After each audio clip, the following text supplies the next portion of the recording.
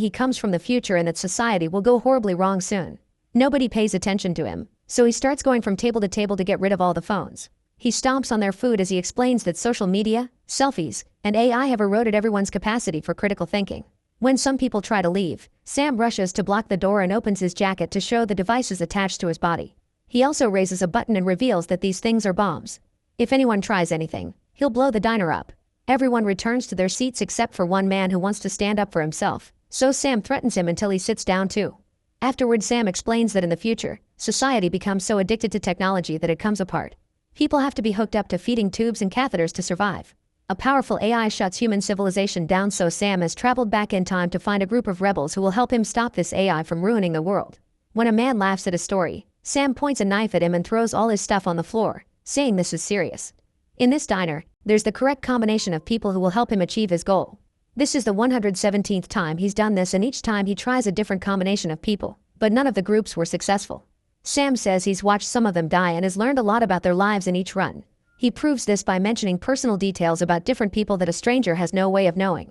When a man raises his hand, Sam scolds him, explaining that he volunteered many times already but he's completely useless, so he dies every time.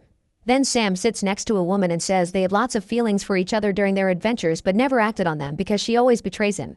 He kisses her before yelling at a waitress without even looking at her, knowing she was trying to call the police. He stands on a chair and asks for volunteers, even calling some people by name, but nobody reacts. At that moment, the police sirens can be heard coming closer. Sam is ready to give up when Susan raises her hand and volunteers to come. As Sam chooses a few more people, Bob decides to volunteer as well. When Ingrid tries to join them, Sam turns her down and refuses to explain why.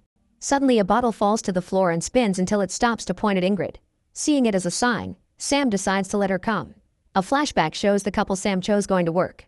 Janet has been a teacher for years, but Mark will be a substitute for the first time. The teacher he's replacing has gone on a sabbatical and nobody knows when he'll return. In the classroom, Mark introduces himself only to realize that nobody is paying attention because they're staring at their phones. He tries to teach them about classic literature, but the kids are dismissive of ancient things. Suddenly, a student says she needs a Pepsi, repeating the brand over and over while asking for permission to get one. Later, in the teacher's lounge, Janet shares that her students pass notes to each other using apps. Their messages always talk about brands, as if they were advertising to each other.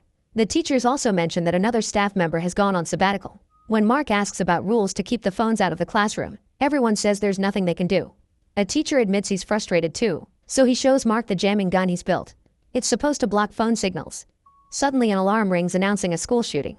Everyone is so used to this that they calmly walk to the bunker as if it was another chore. While they wait, a teenager starts insulting one of the teachers. Mark tries to defend her and the teenager immediately confronts him, but they're interrupted by another alarm announcing they can come out now. On their way back, Mark and Janet learn that another teacher and the principal have also gone on sabbaticals. Mark thinks this doesn't make any sense. During the next class, Mark doesn't even try to teach. He looks at the kids' phones, which show nothing but AI slop. Almost in a trance, Mark touches one of the phones and the screen changes to a glowing pyramid. The phone owner glares at him while the other phones in the room change as well. Soon all the kids are standing up and glaring at Mark. When the bell rings, the class follows him through the hallways and any kid standing by joins the chase. Mark rushes to the teacher's lounge and locks the door before telling Janet what happened. He thinks something sinister is going on and that the kids are behind the teacher's disappearances. Suddenly, the kids break the glass on the doors and push until they burst in.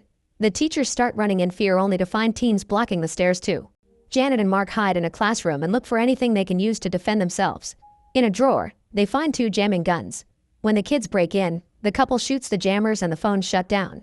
The kids drop them and are confused by reality. However, the phones are slowly rebooting and the kids pick them up again. Mark and Janet run out of the building and the kids outside start following them too, so the couple gets in Janet's car to escape. In the present, the police have blocked the diner's entrance, so Sam takes his group to the kitchen. He's been in this situation before, so he shares the details. If they go out through the front door, the police shoot them all down. If they take the back door, they're killed by the police dogs. If they go to the emergency side exit, the cops throw a gas grenade to force them to come out and beat them up. Sam always lets the group go first so he can reset if things go wrong. Escaping only works when the group splits and one half becomes a sacrifice while the other half escapes. An argument ensues, so a frustrated Ingrid goes to the back door. When she's about to go out, Sam desperately stops her. Bob is about to pull out his gun, but Sam knows he has it and quickly disarms him. He then gives him a speech and convinces him to be a sacrifice so he can become a hero. Bob leaves through the back door and is immediately shot down. Sam wants to return to the main area, but the police have already come in. Suddenly, Susan reveals that there's a cellar with a crawl space in the manager's office. Sam refuses to believe he missed an exit after trying this so many times, but the police's gas grenades are starting to spread, so the group decides to check her theory. In the manager's office, they move a carpet and find a hidden hatch. Before they leave, Sam takes everyone's phones and throws them in a bucket with water. Ingrid is the only one without a phone. The group goes down the hatch and finds a ventilation tunnel they can use to get out. Sam finds it too suspicious and grabs Susan to interrogate her, thinking she's a cop or a spy. He's interrupted by the sound of the cops coming closer, so everyone gets in the tunnel to escape. Another flashback shows Susan running to the school after a shooting. She has a breakdown when she discovers that her son has been killed. While waiting for the paperwork, she overhears some mothers talking about losing their kids as if they had only lost a sock. The mothers see Susan and offer their support, calling it her first time. They give her a mysterious card with an address, telling her to visit that place tomorrow. Susan goes home and enters her son's room, where she clings to his things while breaking down again. Her sorrow is so overwhelming that she looks at the card with hope. The next day she goes to the address on the card and finds a black building with no signs. However, when she enters, she finds a very advanced company. An employee surprises her by guessing she's lost a kid in a school shooting and offers to bring him back. This place clones people with bodies that look exactly the same, but they're still figuring out how to do the personalities.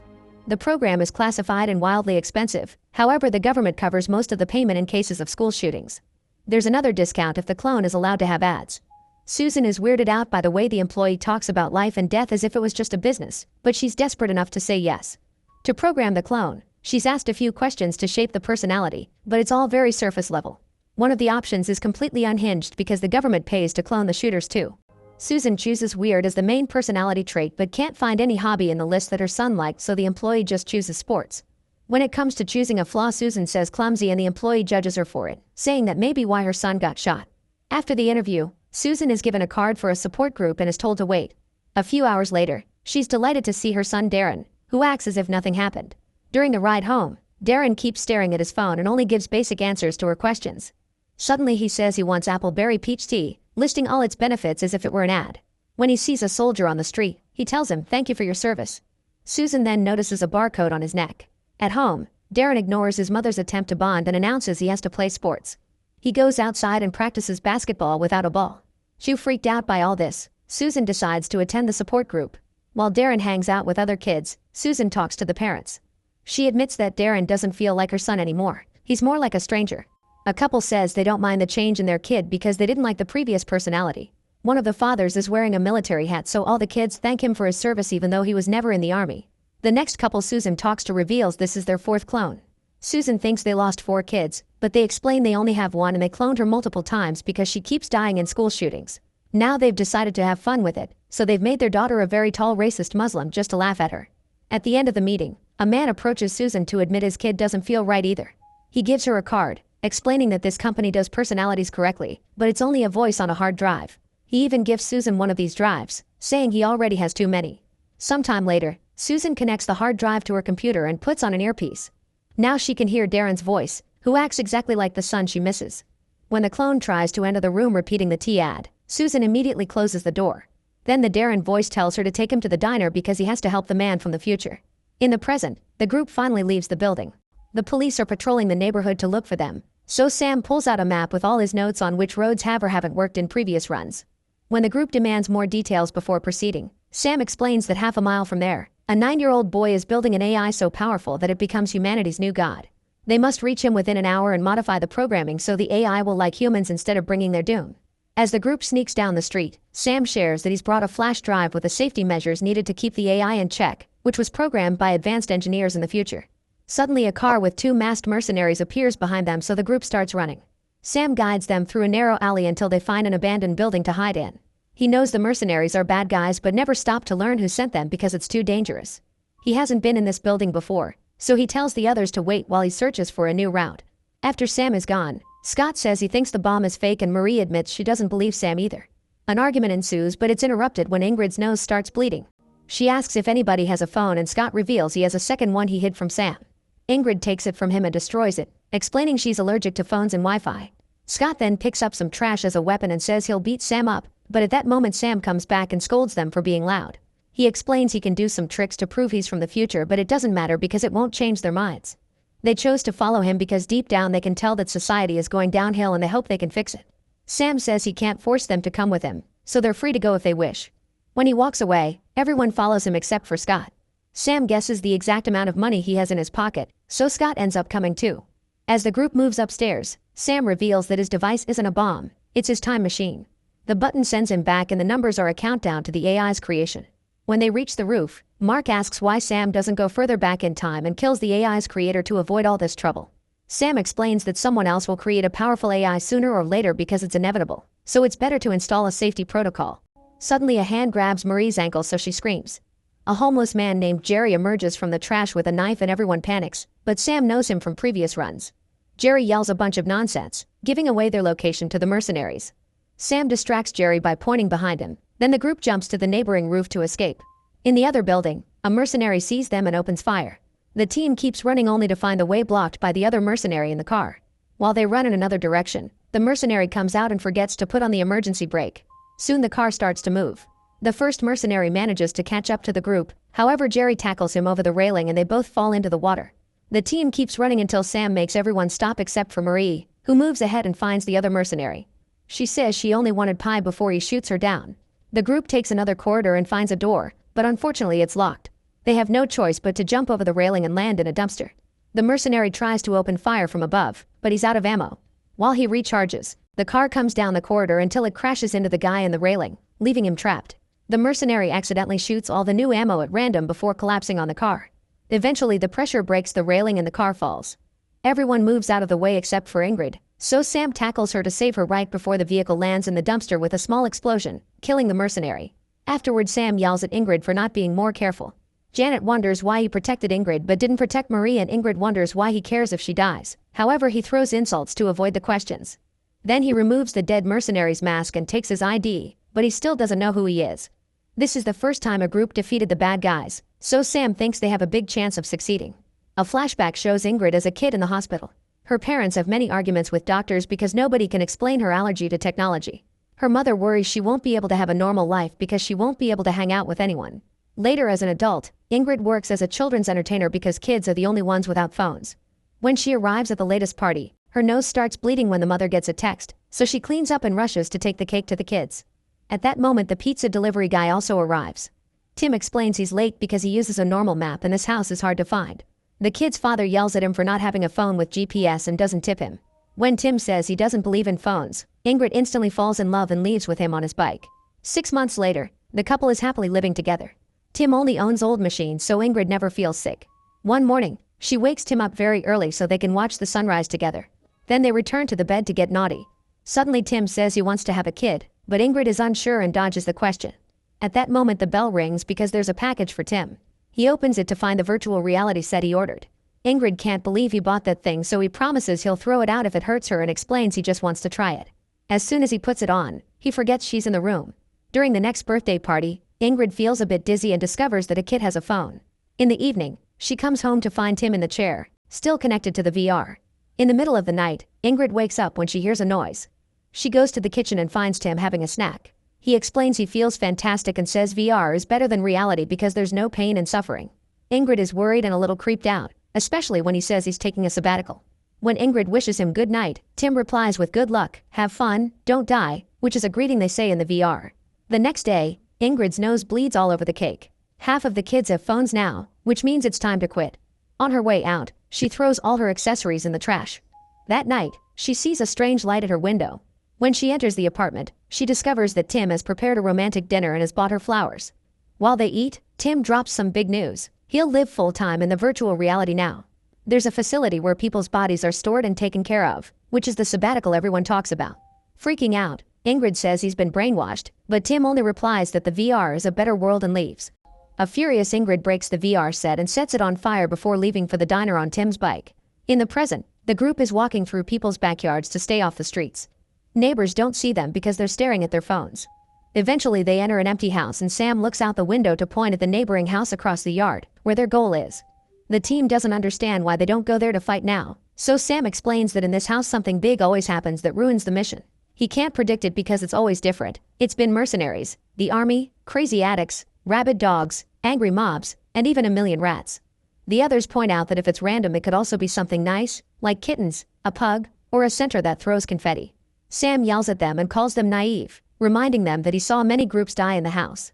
Afterward, the team searches the house for anything they can use as armor and weapons. They also barricade the doors and windows. While they wait, they ask Sam exactly what happened in the future.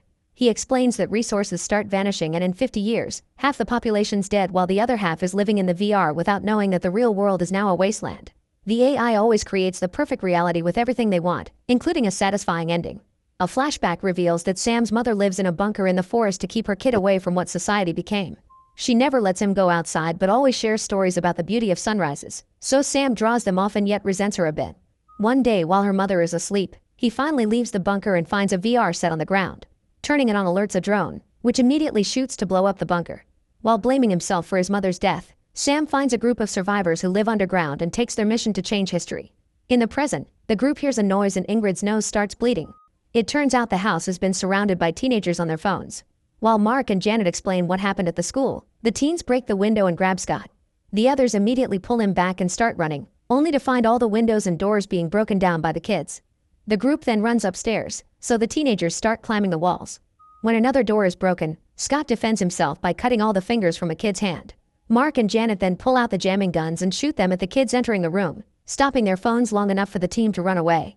They kick a few kids in the way and make it to the roof, where they hit whoever tries to climb.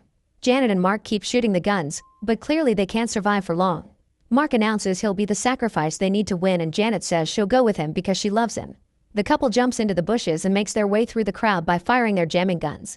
While the teens go after them, the team climbs down a tree to escape. Scott gets stuck but Sam won't help him because they're running out of time. At that moment they hear a weird noise and are shocked to see a huge centaur with a cat face and kittens on its neck. The teens start recording it and a girl tries to take a selfie, so the cat devours her. As it swallows, the kittens spit out glitter. The teenagers at first don't react, but when the cat eats another kid and spits out a limb, they finally start running. While the cat follows the teens and keeps eating them, Sam, Ingrid, and Susan find the street blocked by the mercenary. He asks about his partner so Sam tells him he died and convinces him to talk. It turns out the duo received an anonymous email promising to pay them well if they kill Sam and his whole team. Suddenly a car runs over the mercenary, instantly killing him. Scott comes out of that car and rejoins the group. Afterward they finally ring the bell on the right house. At that moment Susan talks to Darren on her earpiece and Sam freaks out, accusing her of being a spy again. Susan tells him that Darren was the one who knew about the extra exit in the diner and that he thinks Sam can make him real. They're interrupted by a mother opening the door, so they pretend to be her son's teachers wearing costumes for a play. The woman invites them in and her husband is also very friendly towards some weird-looking strangers, so Sam is very suspicious. He thinks everything is fake and starts hitting the wall to make holes. The others call him paranoid, but suddenly the husband stabs Scott in the head with a kitchen thermometer. When he grabs a knife to attack again, Sam shoots him down. The wife screams and confirms that they aren't the real parents, they were actually paid to do this. Sam lets her go and rushes upstairs to open the boys' bedroom, only to find it blocked by a brick wall. Then the group notices a Roomba cleaning the floor and disappearing into the wall. They work together to bring it down and find a hidden corridor with some stairs. The trio walks the whole way until they finally find the real room, where a child sits on top of a pile of cables. He only stops typing to eat Cheetos and the wall in front of him is full of code. Ingrid feels sick when she comes closer, so she has to leave. Sam tries to talk to the boy, explaining that he doesn't want to stop the AI, only make it safe. Since the boy won't react, Sam and Susan begin climbing the pile of cables, unaware that a toy robot is activating. With only 5 minutes left, Sam keeps trying to explain everything. Suddenly the boy turns around and screams, so a startled Sam punches him and causes him to fall. As the screen glitches, Sam and Susan run to check on the boy. At that moment a bunch of creepy toys come out ready to defend their master. Susan theorizes that the boy can't live without a screen, so they take him back to the top. The kid instantly wakes up and keeps typing. Then Susan notices the barcode on the boy's neck and realizes someone ordered this clone to specifically put him here. Sam finds an Amazon box and concludes that the AI did this to build itself. Then Sam tries to connect the flash drive, but there are too many USB ports and he doesn't know which one to use. Susan gets a message from Darren, who wants the flash drive connected to his box because he can install the safety protocol without needing a specific port. Sam thinks it's a dumb idea and Susan snaps, grabbing him by the neck until he agrees. The drives are now connected but before Sam can plug them into the computer, an alarm starts ringing and the toys rush to hide. Suddenly all the trinkets on the floor start floating and the boy presses a key to throw the duo from wall to wall. The drive has fallen so Sam tries to reach it, but the cables quickly capture him and Susan. The cables also want to grab the drive, however they're repelled by it. Sam tries to use his knife to cut the cables but they easily disarm him. A toy robot picks up the knife and struggles to find balance.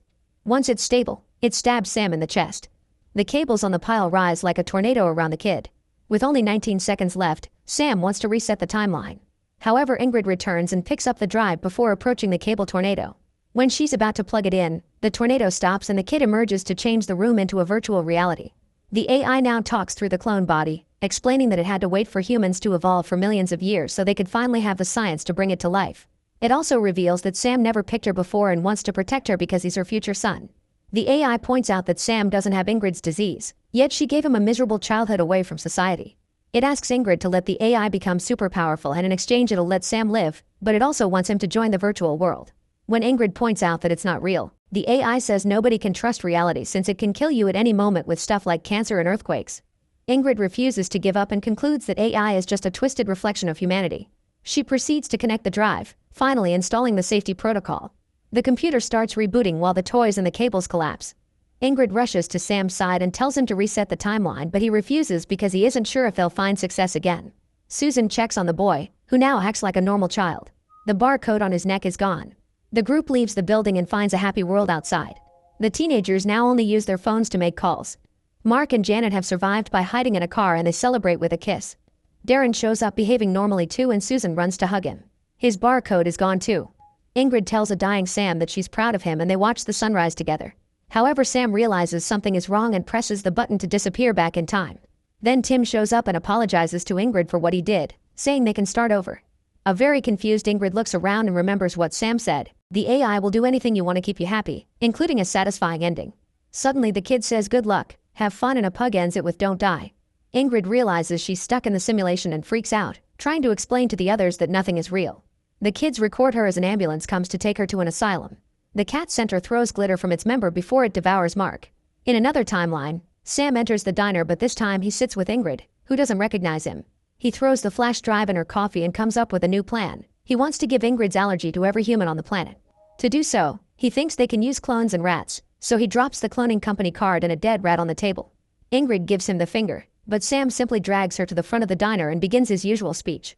At that moment, the rat